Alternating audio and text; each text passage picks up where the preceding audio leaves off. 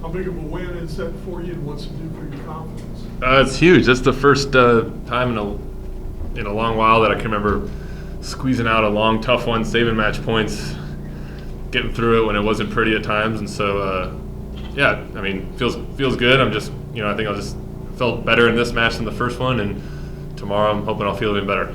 We know you're cramping up. How much of that was heart and guts? I wasn't cramping too much out there. My calf was cramping a little bit. It's just so humid. I just was so tired and lightheaded, and I cramped afterwards. But yeah, I'm really, really proud of myself to pull through it. Were you surprised he came in on that volley when you were down 6-5 in the third set tiebreak? No, I was surprised he served T and did it, because every break point in the entire match he served and volleyed wide to my backhand, won the point every time. So I thought maybe he was going to do that. The fact that he came T surprised me a little bit, but I was assuming he was going to come to the net. How huge are those couple aces you had in a row? Those are yeah, I mean, in the third set there, I had a few games where I hit 2-3 in a row, and that was huge because I was tired. And then on match point there, I really didn't want to play point, so I felt good. Did it give you a lot of confidence? Yeah, I think the fact that I had been serving much better in the third set helped going into that last point there. 5 match points total. What's the most number of match points you've fought off before? I don't know. It might be around that same number. I'd say between 3 and 6. So yeah. It seemed like you got frustrated by not being able to take advantage of his second serve. It seemed like you got a little frustrated and showed some emotion that way. Yeah. Were you surprised you couldn't take advantage of it more? Yeah, I mean, it just kind of goes back to the other day of not feeling, overly confident with my forehand, but I was still trying to commit to run around his second serve and take a swing at it, and I missed a bunch of them, but that was my game plan. That's what I wanted to do. That's the right play. So even though I was missing him, I was doing the right thing, and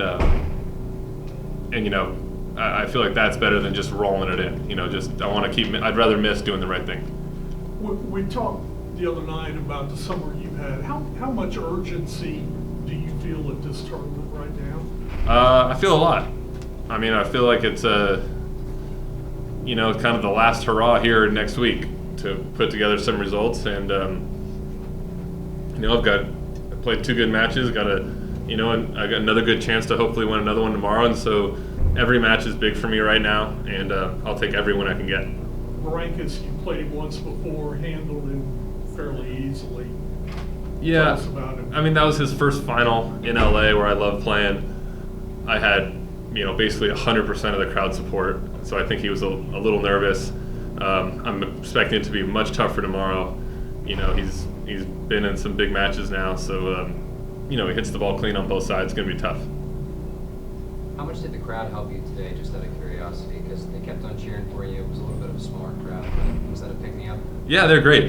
The crowd here is awesome. They're really, really pro-America. They get you going. They start the chants, and so they were awesome. Helped a lot. There was a period of about 5 or 6 games in that second set where Jarkko was it seemed like he was hitting things on a laser and really placed the ball well. What sort of inner dialogue do you go through on those moments that gives you a chance to just continue competing, a chance to win? There was a There was a period around in the second set where Nieminen looked like he was just really dialed in and hitting his spots very frequently, but you stayed on task and came back. What are you thinking during those times to keep you even keel? Just kind of handle my service games. Try to do the things that I do well: big serve, big forehand. A lot of times that stuff's out of your control, so you can't get mad. It's kind of like when you play Isner and you never play a point on his serve. You can't let those things bother you, and so I just kind of stuck with it and knew if I got to a tiebreaker, I could hold my serve and grind out some points on his, and I was able to do that.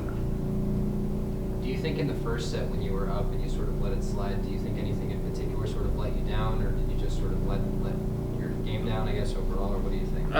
I just played some sloppy points. Missed a couple at 4-2. I missed a few just easy forehands. Lazy on one, I chipped one out. And And that kind of got me down, and it kind of took me a while to kind of get back into it. But I think it was just missed some easy balls, just a little lack of confidence on him, I think. Questions? Thank you, everybody. Thank you, Sam. Do you,